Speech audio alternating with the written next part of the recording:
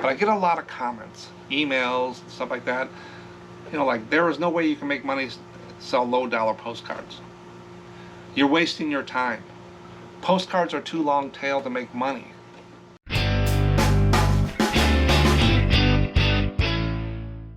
Welcome back to SMPostcards. Today, I got the agenda down here.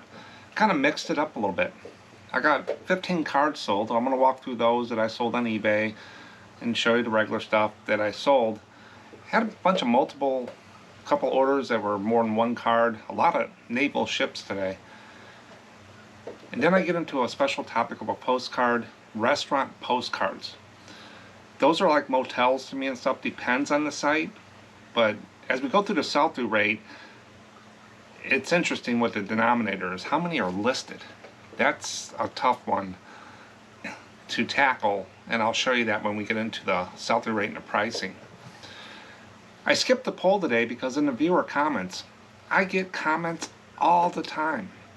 People coming and telling me you don't know what you're doing, selling this low volume stuff, this low dollar stuff, postcards are too long tail, you can't make money, just on and on and on. So I thought I would combine it into one viewer comment. Postcards are too long tail to make money. Can we prove them wrong? I'm doing pretty well doing it. So, but people come in because they sell the higher dollar stuff. But we're going to get into that in the viewer comments. So it's what sold, special topic, and I'm going to get right into a little analogy I put together. It has to do with fish. I hope they're not watching. It has to do with fishing. But that's at the end of the video, so stick around.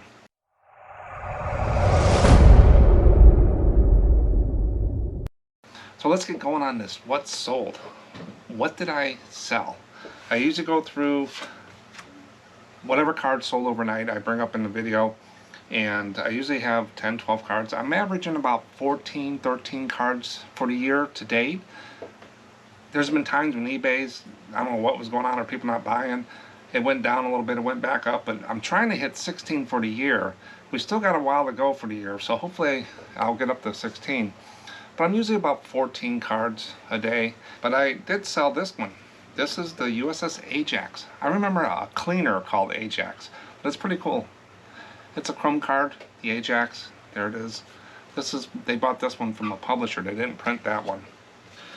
Next person bought 2 cards. And when I sell 2 of both cards, so they're all the same price. I don't go through and comp them. I got thousands of them. So they're at $4.75, free shipping, and that's what they are. It's very easy to list. It's what they're worth. Some might be a little bit more, some might less. They average out. I've had it for years like that, and it works fine for me. That was a number that seemed to work. This is the USS Porter.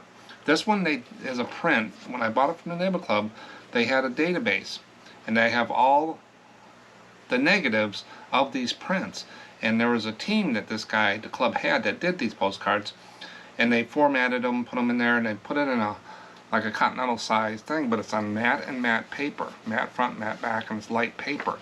And they printed them out, and they had probably 10, 50 of some cards. So I'm selling through these prints. And I do have the original negatives to these that they put together. This is the USS Porter, and they put the name and identified some of the ships.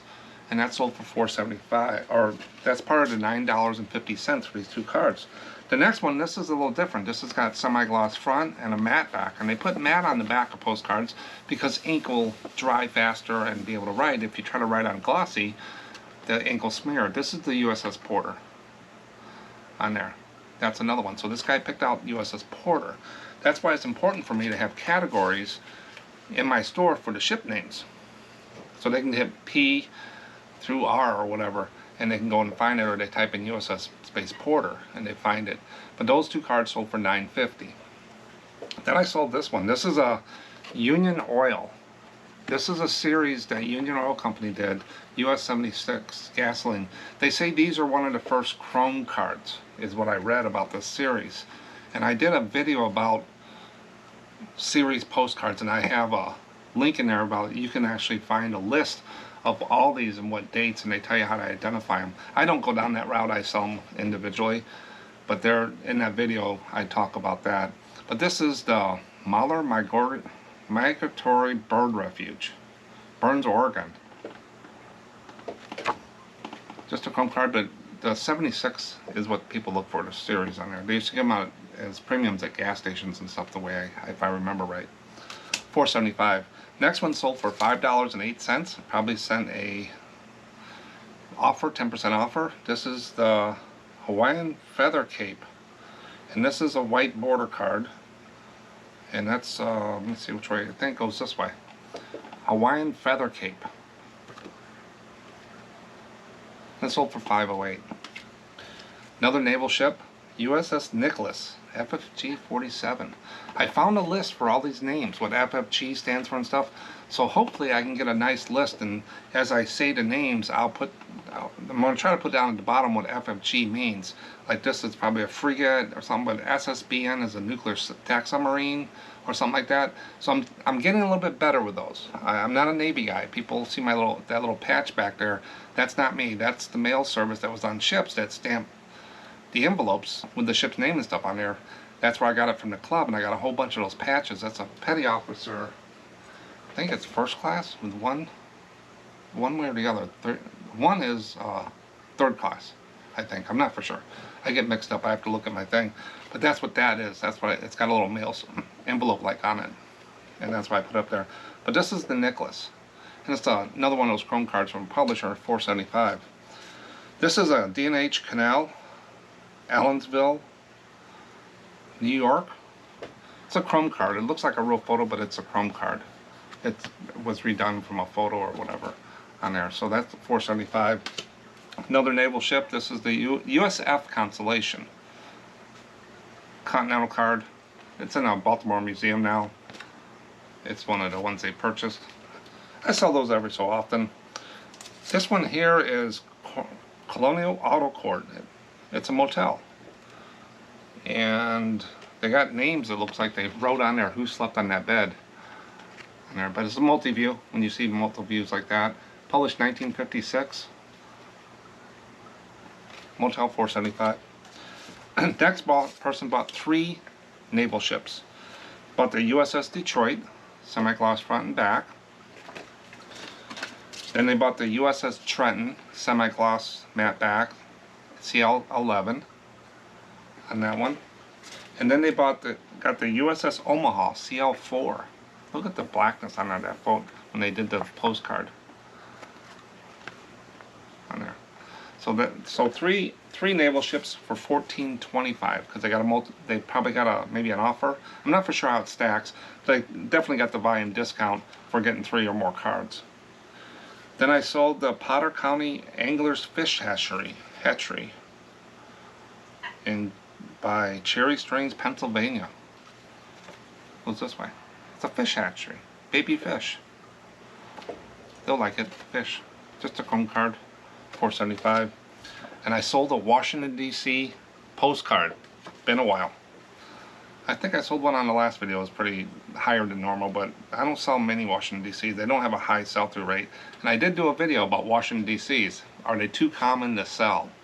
And you want to watch that. There's a lot of, I got probably 3 or 4 bundles of Washington, D.C. I might lot up and put up in the Ko-Fi store if anybody wants them. They do sell, but not as fast as some of the other things. Everything sells.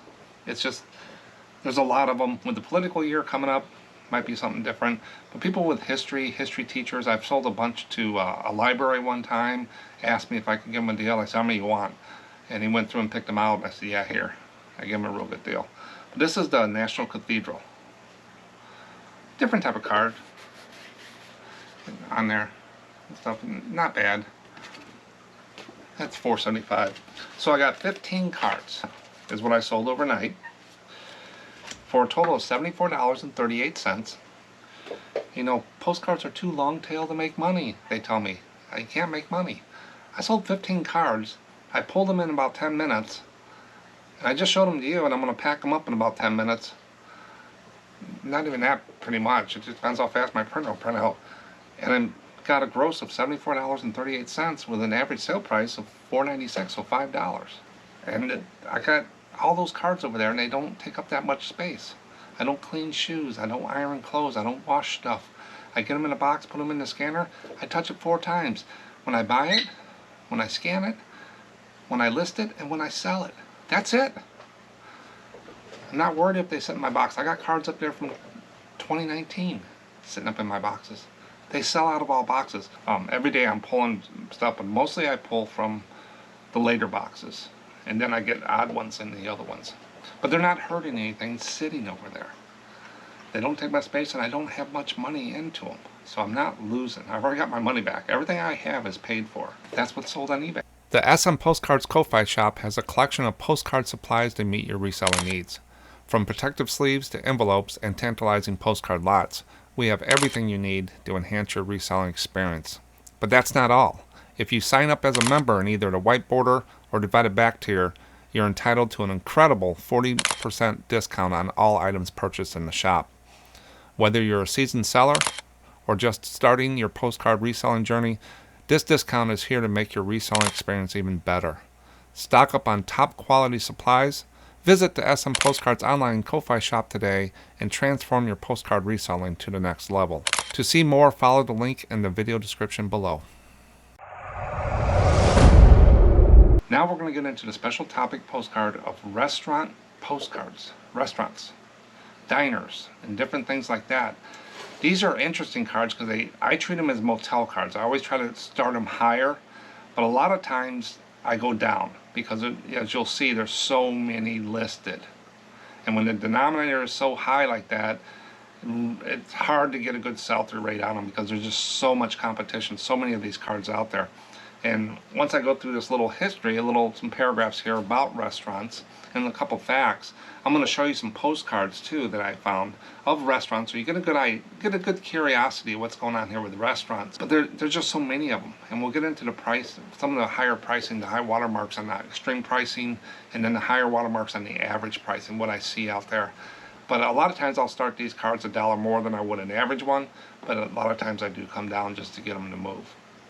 Some people go through and they'll see if the diner or restaurant's still there and price it up because it's not there anymore. Well, there might be a reason for that. I was in the restaurant business for years. I own my own restaurant. Most restaurants start out, they fail. I was working at my last job. One guy was retiring. He said, I got a great chicken recipe. I'm going to open a restaurant, take my money from retirement and open a chicken restaurant. What do you think about that? Because they knew I owned a restaurant. I said, that's great.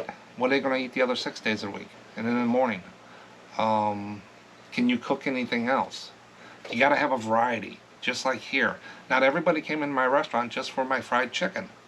They came in the next day for roast beef, or they brought the family in for fish on Fridays, or they come in on Sunday after church. And you got to have a full menu. And so the guy never opened a restaurant, and he thanked me because he didn't understand all the things of running a business. I had employees, I had electric bills, I had stock, credit with vendors and produce. I did all that for years, and I could probably still do it, but it's been a long time. I enjoyed it. I do miss it, but I had a chance to sell it to someone that came in and said, I want to buy your restaurant, just out of the blue.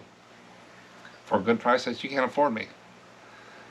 He laid the money out, we made the deal. A year later, I sold the building to him, and we got out of the restaurant business. And I never looked back. But more about that later. If anybody's got any questions about me owning that business and stuff, just send it to me. I can put it in a video or respond to you. I can talk forever about restaurant business. But let's get going here. I'm going to talk about restaurants and I'm going to show you some postcards. Here we go. In the early days of the United States, people didn't go out to eat like we do today. We didn't have the money when I was young to go out. We got pizza once in a great while. We thought it was great. Families usually cooked their meals at home, and if they did eat out, it was often at inns or taverns. These places were not exactly like today's restaurants, but they were some of the first public spaces where people could get a meal. As cities grew and more people moved to the urban areas, the concept of restaurants began to take shape. In the 19th century, dining establishments started to pop up, offering various dishes to people to enjoy. One of the earliest known restaurants in the U.S. was Delmonico's in New York City, which opened in 1827. It became famous for its elegant dining experience and diverse menu. The 20th century saw a significant boom in the restaurant industry. Fast food chains like McDonald's, Burger King became household names, offering quick and affordable meals. Today, restaurants in the USA come in all shapes and sizes, serving a wide variety of cuisines, and they continue to be an essential part of American culture and social life. And the Europeans and people tell us we have large portions. When I worked over in Europe, yeah, sometimes I had to order 2 lunch plates or 2 dinners because I was used to the bigger meals. They weren't that big over there, but that's just the customs. But some meals I got were, just huge piles of food over there too. So I'm not for sure what they're talking about, but we do have the supersize and all that stuff here, larger portions. Restaurant postcards have a history that goes way back also. Imagine long before smartphones and social media, people used postcards to share their favorite dining experience. In the earliest 20th century, restaurants began creating colorful and attractive postcards to showcase their delicious dishes and inviting atmospheres. These postcards became a popular way for folks to remember their meals and recommend restaurants to friends and family. It was like a tasty snapshot sent through the mail. So the next time you see a vintage restaurant postcard, remember, it's not just a piece of paper, it's a delicious slice of history. And I picked out 2 facts here. I always go out and try to find some facts about whatever on there that intrigues me. But the first one is the world's smallest restaurant, Solo Perdu. I'll put it right down at the bottom here. That's the name, in Italy. Only has 1 table and seats 2 people. It's so exclusive that reservations must be made in advance, and the entire restaurant caters to just 1 couple at a time. That would be interesting. I bet you it costs too. Next fact was the Hobbit Cafe in Houston, Texas. It has a Tolkien-inspired theme, Lord of the Rings type thing. The restaurant features door and menu items inspired by the Lord of the Rings and the Hobbit, creating a cozy and whimsical atmosphere for fans of the fantasy genre. So that was a little bit about restaurants, where they were, where they came, what about the postcards and stuff. It's kind of like, in my head, motels. They kind of did the same type of marketing. Like I always say, do they sell? I keep this little in my mind. It's ingrained in me, and I try to share it in every video on how I look at things. But the sell-through rate, you take sold divided by listed times 100, gives you a percent, round up or down. If it's 0 to 3% low, I try to stay away from them. I end up with sometimes in lots and that. Not much in it. They will sell, but they don't sell as fast. 4 to 10% sell-through rates, it's where I try to work, divided back to Chrome. And I do pretty well with there. Those are the ones that sell the most. I did a poll, and I think it's coming up in the video, it's done. What cards do you sell the most of? Chrome, linen, white border, divided back? I think divided back and Chrome are the highest ones, and that's why I sell that. The RPPC world, the real heavy hitters, the bigger dollar ones, to me that's a separate niche. Not a bad niche to get into if you got the time and the patience to do it, which I'm not that type of person. All that researching and stuff, that's just not me. I don't want to fake it or anything. But I do sell some of those cards. I can research and stuff, but I don't enjoy as much as moving Chrome cards and stuff. I know what something looked like 40 years ago.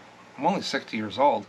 But I really don't, do I care what it looked like 100 years ago as much? I want to see my hometown or a town I went through 40 years ago because I can remember that. And that's just how Chromes are coming around to their time as us youngins get older.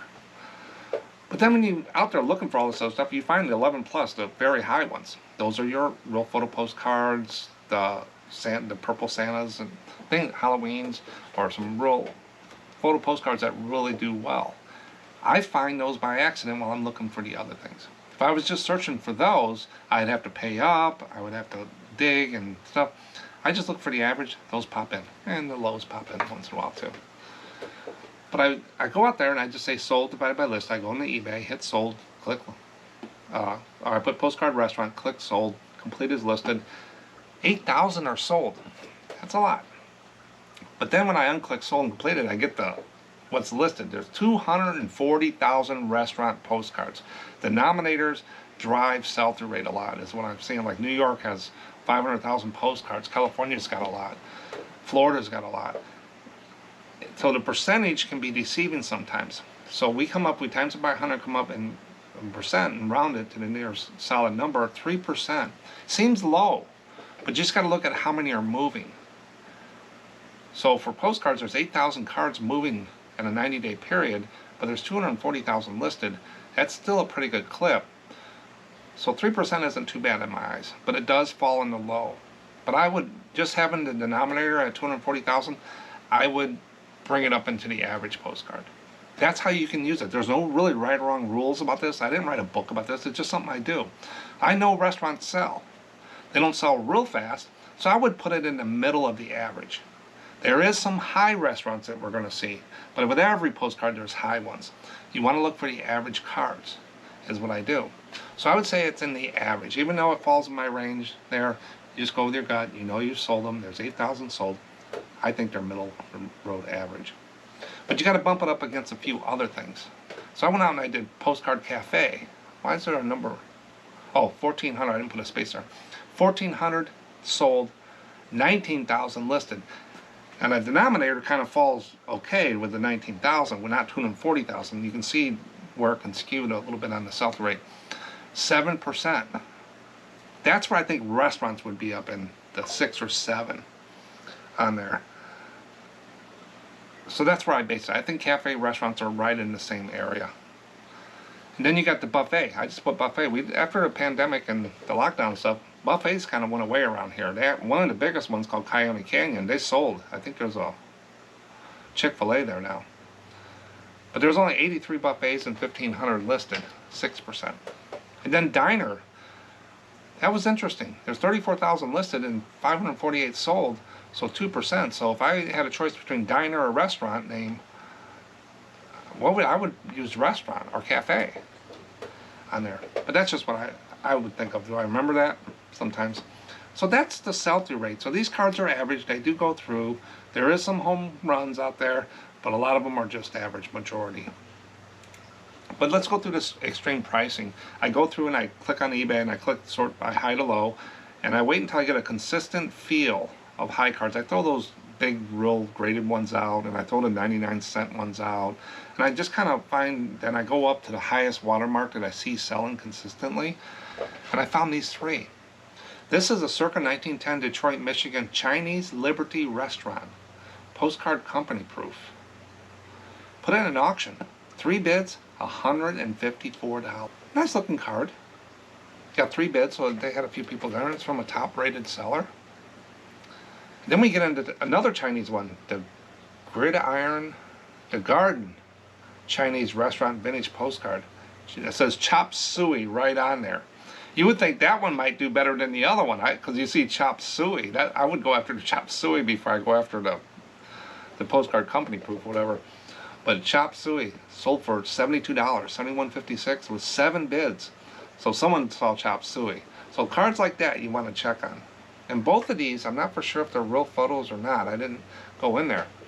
And then you got this one, the signs, like on Route 66, I always key in on. And those I will price up. This is the Jupiter drive-in restaurant. So drive-ins do well too. When the cars, they can look at them. A lot of people with nostalgia likes those drive-ins. East Detroit, Michigan. It says very rare, but $60, $59.99. 1 bid, only 1 person, so it's a buy it now to me. But it's got a big sign there, multi-view of the internal, and it's got the outside and the sign. Everything is what you want right there. It had a little bit of color to it, might have even been better. But that's the 1960s. $60 in 1960 postcard. So those 3 there. Yeah, 154, 71, 59, but $60 to $70 possibly if you get a good restaurant, do a little bit of research. And I do throw mine into WorthPoint or eBay on there just to see if it does pop up and if it's out of the range where I want to be. But those are the higher ones. But what do we get with the average cards that we see every day? We get a lot of cards or see them and stuff. I bring the extreme high watermark, I bring the watermark down until I see it again where it's like 30, 40, or whatever it falls into. And I come up with these. This one is a linen card. 1940s Burlington Diner, Chicago, Illinois, scalloped. It's got a scalloped edge maybe. Linen postcard. $40. Buy it now. It's a nice looking card. Linen cards I think are really nice. They have the vibrant colors because they ink dried faster and stuff. And these little dining cards, I've seen them around like that. $40. Then another circa 1910, Warsaw Cafe and Restaurant, Interior View, Detroit, Michigan. $40, $39.99, took best offer, maybe $35. That's got a fish tank or something, some kind of display there, walking in there. Nice looking card. Not too bad. And these were buy it nows from best offer on. One sold with best offer, the other sold for full price. And these are the cards that I like here. These colorful ones with the sign and stuff like this.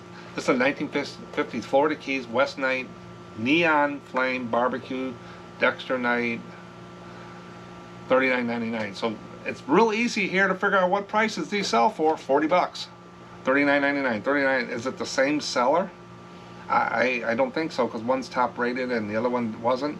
But $40 is what these higher priced ones going. But look at that the bottom one with all the neon and stuff like that.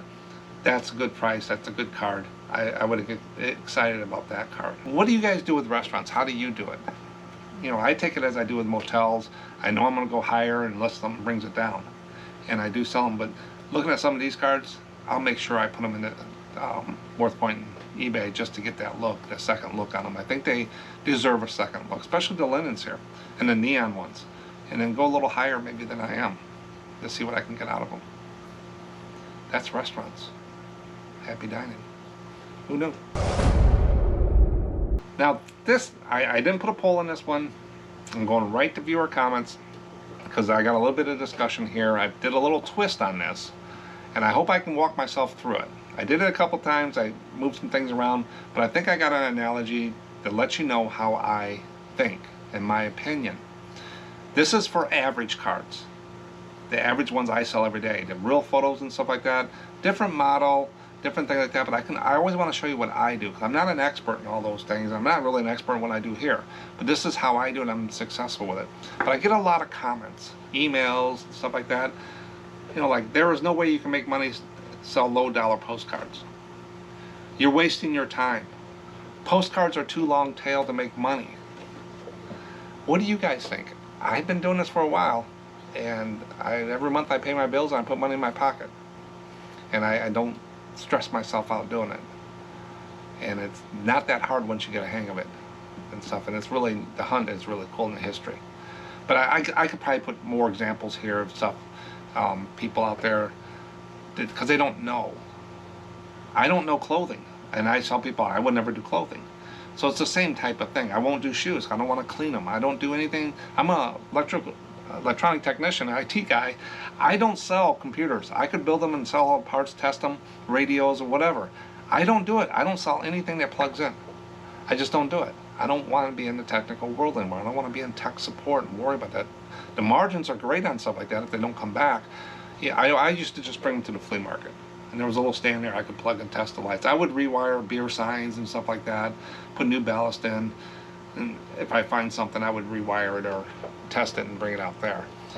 Because when you sell it at a flea market, it's not coming back. Where on eBay, it's just the same old stuff. I just don't want to, I did it from a career all my life. I don't want to do it anymore. So I moved on to something different. So I get these messages all the time and stuff like that.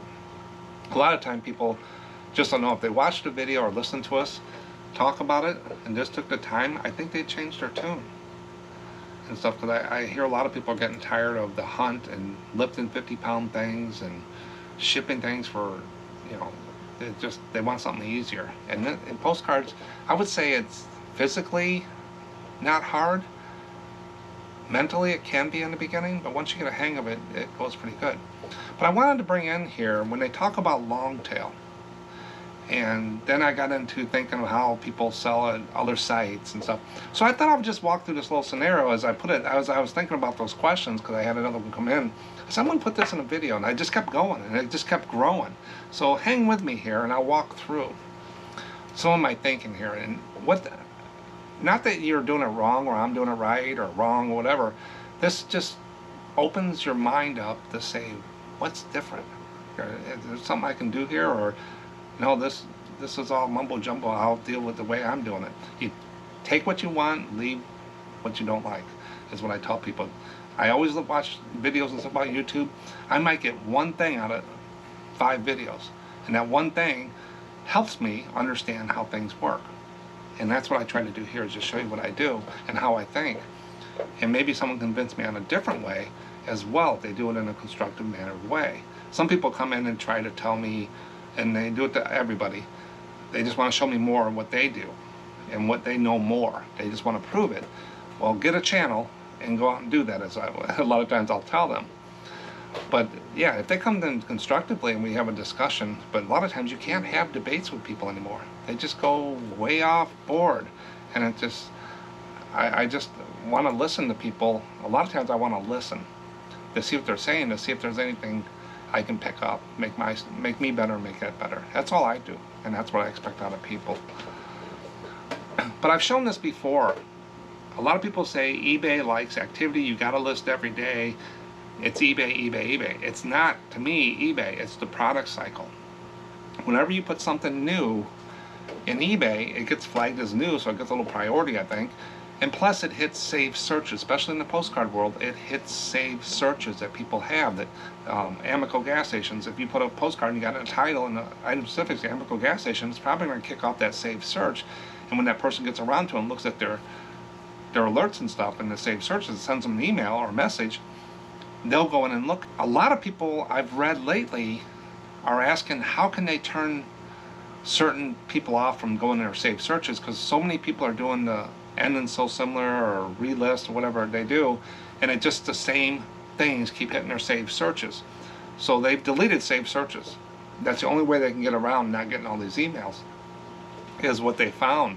I don't know if there's a way you can just stop one person or not, but they're tired of seeing the same stuff, and then they go after the seller. So if you're doing end and relist or sell similar or whatever it does that kicks off those saved searches, just remember you're hitting those people, and there's a lot of them out there. I'm seeing more on Reddit and different things, and people have sent me emails about it. And if it sells more cards, keep doing it, whatever. But I just want to say there is a drawback to the saved search people. But whenever you put a new card in eBay, you get saved searches hit, triggered, and you get the new, and they're going to be new. So I just took it like I did the other video, just drummed it down. So I put 7 batches of cards here. So I did 7 times I went to list, and I did 50 cards each. That's the batch. So at the end you get 350 cards. And if you notice, I did one day, another time later. So they all started in a nice staggered way. So when you do it first, you hit the saved searches, the little oval there, that's your saved searches, and that's your new. So eBay's going to treat it probably a little bit more higher in search, and the saved searches will be triggered. So you're going to sell some cards probably in there if you stagger them out. If you list them all at once and don't do anything for another week, then the product cycle is all at once. I have a staggered product cycle here, because the next step is these things are going to sit out there for a while. The time frame could be totally different. They're going to sit out there, and they're going to be still kind of new to some people, and they sell in the first 18 months or so, whatever. They're just going to sit out there. And then after a while in the product cycle, they end up going long tail. Like the ones I got in the box from 2019. They just sit up there. And I do sell them, but not as fast as I sell ones in the other 2 ovals. So that's the cycle. And you can look at these bar charts, these circles and stuff, and just say, oh, that's boring. This is just the same old business stuff. This is how I think. I like a stair step. I always got things in a different cycle. Now when it gets to the end, I'm not worried about doing end and relist and stuff like that. They're just going to sit there. They're not taking up any space, like I said. But you got 350 postcards out of these 7 batches there. But let me try to spin it in a different way. And I hope the fish aren't watching. They're going to be upset with me. I look at things maybe in a pictorial way sometimes that are just charts. But I think if you have more lines in the water, you're going to catch more fish. And the fish down here are the buyers. They're swimming at the bottom just waiting for you to put some more stuff out there to save searches and new stuff. So let's go ahead and let's do batch 1. I hook 50 postcards onto the line, and I toss it out in the eBay lake, into the site lake. If you notice, it's getting some of the fish, the 3 over on the left, but the other fish, they're kind of hungry, but there's nothing over for them. Let me throw another line in, another batch of cards a little bit later, tie in another 50 cards. Fish are still getting attractive. Then I do it again. And I do it again. More lines, different bait on each line. I might have a juicy worm on one postcard, some chicken liver, some blood bait, some dough ball, crawfish, whatever on each of these different lines. That's how you think in fishing. So each of these batches of postcards are different. That's why I don't sort and stuff, because I put a different type of bait out there. As I go, I put different postcards. And then you get up to your 7 lines in the water. Same thing we looked on the bar chart, but now I got 7 poles, 50 cards each on the hook, out there soaking, waiting for someone to come along, one of these fish to bite, and I'll set the hook and take it. That's how I think, and I hope the fish aren't upset. I'm fishing. Now I got my favorite fishing hole. Right here is just one fishing hole, one site that I sell on. And I got 7 poles, 7 lines, 350 postcards, trying to attract those buyers, the fish. What else can I do? Once you get your fishing hole full, your poles in the water, you're just waiting there. Patience will pay off in fishing or selling postcards. But what can I do? What else is there? So you hear a lot of different things. One of the things is, so I'm on site 1. I'm going to call this site 1. That's my favorite site. That's where I do the best. That's where I got most of my cards. But what I heard, Nate just sold some cards over on another site. I watched a video, or he told me about it. I'm going to put my cards over on site 2. So now you have fishing hole number 1, and now you got another fishing hole. You walk down the path, and you threw 7 more lines in there. So now you got 14 poles in the water. Well, then you heard Joe is doing real well on another site. So you go down the road a little bit farther and you put 7 more lines, throwing the cards in the water. So now you got 3 fishing holes. You got to watch all these poles.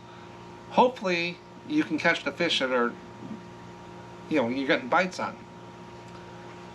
Now during that time, as you put them on different sites, you're going to pick up some other fish, the little ones with the colored squares around them, from the sites, because they all don't buy off just site 1. So you're probably going to pick up a few customers. You're going to lose a few other. So you might add a few fish, a few buyers as you go to the other sites, because you get your items seen by more people, is what people say. Some people like eBay. Some people will not buy on eBay. And then some people won't buy on Amazon and stuff. It's just their opinion.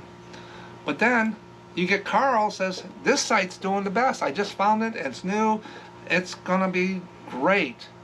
We're going to push this thing and do all this stuff. So you put your lines in there. So now you got 4 fishing holes, 4 sites that you got all these postcards on. That's a lot to manage. So what do you think? Let's hire someone. So if you're out there fishing, you got 4 fishing holes, and you got 28 poles, you can't do that all yourself. You need something to help you. You need someone to help you if you're fishing. But if you're selling, you need an app or something. So let's go out and get one of those fancy-dancy cross-listing apps. Now you get what you pay for. I figured this app's going to cost me $30 a month. It's the average I see out there with all the main ones. Everybody says cross-listing is the way to go. This isn't clothes. This is collectibles. So instead of, if you're fishing, you're going to hire someone to walk around and watch the poles to help you out. You can do 2 sites and they can do 2, whatever, to watch the poles. And then, but what if the path to one of the fishing holes is down? Just like on the Crosslist app. What if the site is down? Or the site isn't communicating with the app? You don't know what's going on. Or you can't get to the fishing hole to check the poles. So you're kind of blind. What if the guy is down at the fishing hole and he wants to talk to you at site and wants to tell site 1 what's going on, but his radio's dead? Or with the app here, the cross-listing app isn't communicating with the other site. So the app isn't, the communication link isn't working. Or if the whole app is down. Or everybody you hired didn't show up that day, they called off sick. You have nobody to help you. Same with an app. Nobody's going to help you. The app isn't able to help you. The app is down or your PC went kaput. This is, to me, is called middleware. When I worked in the IT world, we had 2 things we had to integrate to. This one talked to this computer. This one talked one language. This one talked another language. We put middleware in the middle to translate, say they're talking English to Spanish. The middleware does that. Or it helped out and did some manipulation with code to put it into format that it needs over there. And that's what these cross-listing apps do. It changes from one format to another. And when something sells, it tells the other one to take it down, hopefully. That's what the cross-listing apps do. So you hired someone to help you. Now you're on 4 different sites. Yay. You got a cross-listing app, you're paying $30 a month. Yay. You got a lot more moving pieces than you did with just one site. You got all these moving parts. Something's going to break. Someone's going to change something on one of these sites. Someone's going to change on the app. And Sal's over here talking again. That's my parrot, if you don't. Anybody knows it. He's loud. He's supposed to be quiet right now. When I tell him I'm doing a video, he's supposed to go take a nap, but he's upset. But anything in one of these apps, anything in one of these sites, anything with the communication link, your internet, stuff is going to happen. It's going to affect that. Hopefully it doesn't happen as often as it can. But you're paying $30 a month for something that is going to do that. And that's a lot to think about. And plus with people with, if one of the apps will, if it sells on site 4, it tells site 1, 2, and 3 and that it's sold and takes it down. But a lot of people tell me they still go in and verify. So while you're verifying, just take it down. Why pay $30 a month if you're doing it? Then a lot of people get tied up with these cross-listing apps where they list in the app and it moves it all over, but when they go to move the pictures out, they can't get it out of the app. Now they're tied into that app. They're not tied to the site anymore, they're tied into that one app. So you gotta watch what you do with these. Not saying they're bad, I just don't trust them and I don't use them. I'm just not one the middleware. I've worked with it long enough to know the pieces that can go bad. I built a career on it. I made money doing it. So that's how you can get people to help you, or get something to help you, and but you're paying for it. So let's go back to site 1. I know from a poll I did that 90% of the sellers are on this one site 1, where most of the postcards are listed. Site 2, there's 5%, because I only got 10% left. Site 3 is 3%. Site 4 is 2%. Remember, these numbers are for demonstration purposes to make it easier to understand the analogy here. So basically, site 1 is my favorite site. I sell more postcards on there, and 90% of the people I know that sell postcards or sellers and postcards out there are sold on that site. Site 2, 5% of the sellers are there, 5% of the postcards. Site 3, and Carl said that site's new, only 2% are there, and you don't get much traffic. But look at the bottom. You still got all the buyers. The buyers are still there. Let's say we sold 1,000 cards in 1 year.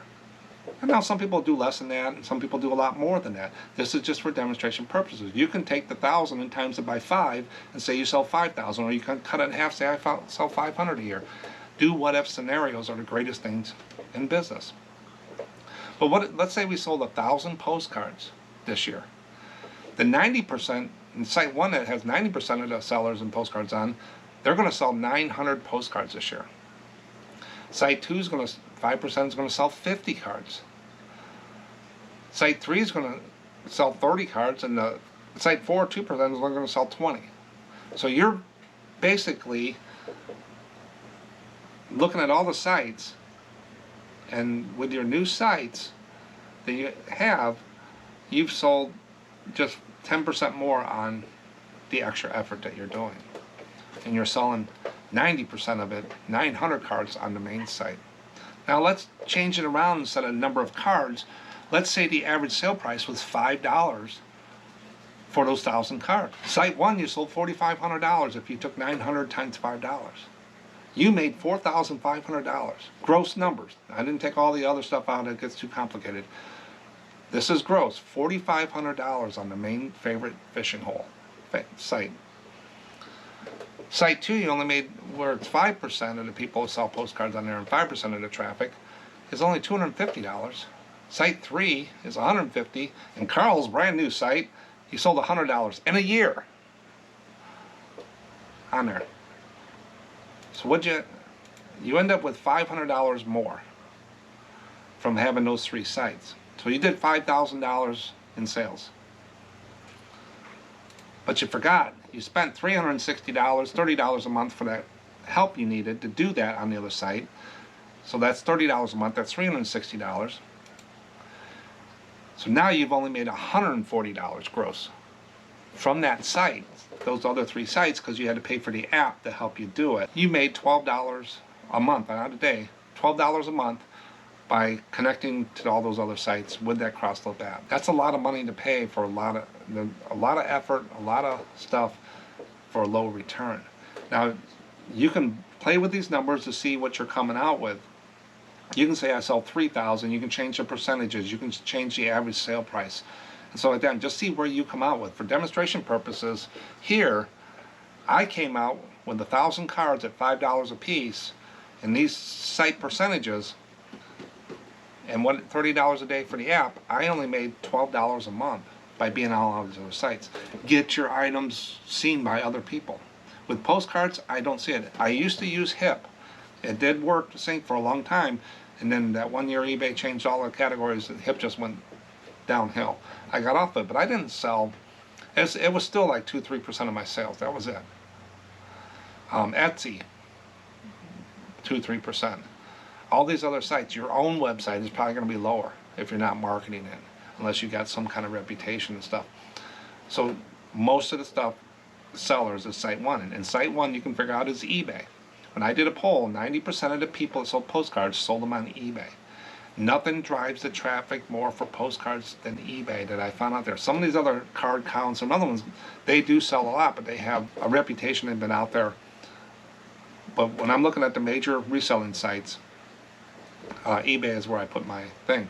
So what did I do? After looking, this is how I thought in 2023 when I got rid of all the toys, all the hard goods I sold. I got off all the sites, closed down the storage units, sold off my stock, and just went postcards and go part-time. Is because of thinking like this.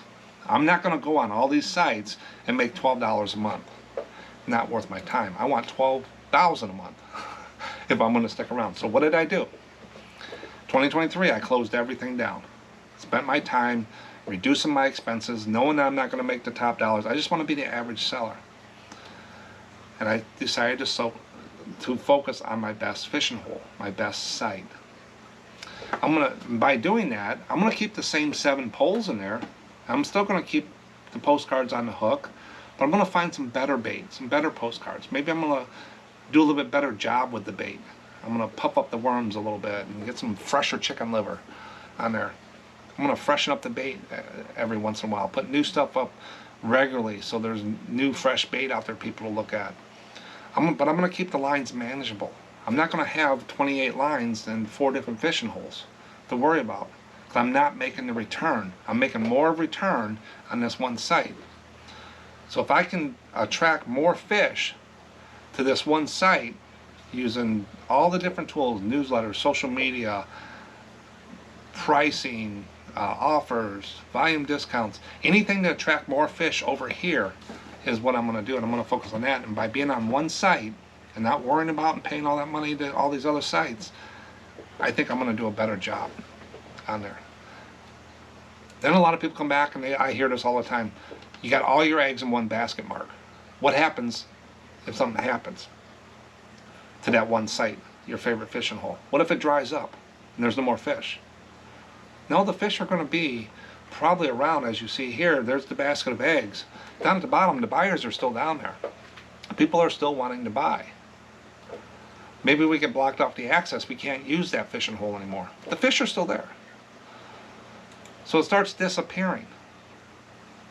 But the buyers are still there. And I tell them, I don't worry about that. If you worry about that every day, you've already hit that point and you're already worried about what's happening. You're already living it. So that's the future. I can't predict the future and stuff like that. If it happens, just follow the other people. They're all going to go to this best site. So like this guy here with sheep, he's going up to the little blue sign. That's the next site that we're going to sell on. And everybody's going up there. They're all going to be on the same playing field, and we're going to start it over. That's all you get. That's all you can do. You can be on all these other sites in case eBay goes down and say Etsy goes down. But if you're already paying for that, you're already living that scenario. Enjoy what you got now. Things can happen. It can happen to anybody. But I just wanted to show you that postcards and the cycle that can happen. Yeah, postcards are long tail, but they still sell. There's a product cycle, and they sit and they sell. There's collectors out there. It's not like hard goods. And the other things you can do, you can go to the other sites if you want, or you're already on there. But just be careful on the cost and the effort it takes to do that. That's where I think people lose money, is they want to get that 110 sales a year off that other site because someone else did. You know, if we were on a boat, resellers, and every time you hear the word bolo or someone did something, everybody would race that side of the ship. We'd be tipped over every time. So I don't go racing toward the light because I might get burnt. When I see someone sell a lot on one site, doesn't mean I'm going to turn my head and go over there. I just don't want to do that. But that was the analogy I used. I put it together just to see if it made sense to me. I hope it helps you with something to look at the cost. But what if scenarios are great, and that's what I went through here as an exercise on my part, is what is the what if scenario. And this is the same thing I went through back in 2023, and this is why I'm only on one site now. I do have Ko-Fi, but that's different. That's just a little thing from the YouTube channel, not tied into my really postcard business. I could shut down Ko-Fi now and still be fine, but I like it because it helps the resellers and stuff like that. It supports the site. Let me know what you think. Keep what you want, throw away what you don't. Check out those restaurants. If anybody's got some really good restaurant ones they sold, I'm still doing the what sold. Send them in contact at SMPostcards.com. I'll stick them up there. But if you have maybe a little way routine that you do restaurants, do you put them in eBay and then you put them in WorthPoint or Terapeak? What do you look for that triggers you for knowing that that's a better card? I get that a lot of times. How did you know that that was a better card? Sometimes I don't. I just put them in there and I find the comps and what they've been selling for, what the market will bear, and I throw a price up. Sometimes I do know of a restaurant. The Berghoff in Chicago does pretty good, but there's a lot of postcards. There's some, the ones on Route 66 do pretty well. They're going to go up a little bit higher. But some of them can do a lot more. And I'm sure I missed on some of them. But what do you do with that? Go ahead and send it in. But make sure you subscribe so you get, I put a video out every Monday, get a quiz on Thursday, and a poll on Saturdays, and what's coming up on Sundays, and Sal has a joke on Tuesdays. So we got a full thing here. So make sure you subscribe, hit the little bell icon, or just over there. It's the best free thing you can do for the channel, and I'll catch you on the next one. I'm gonna throw some more fish up here. I got more coming. I gotta get them together. I got a lot more fish endings to put up. Thanks. Bye.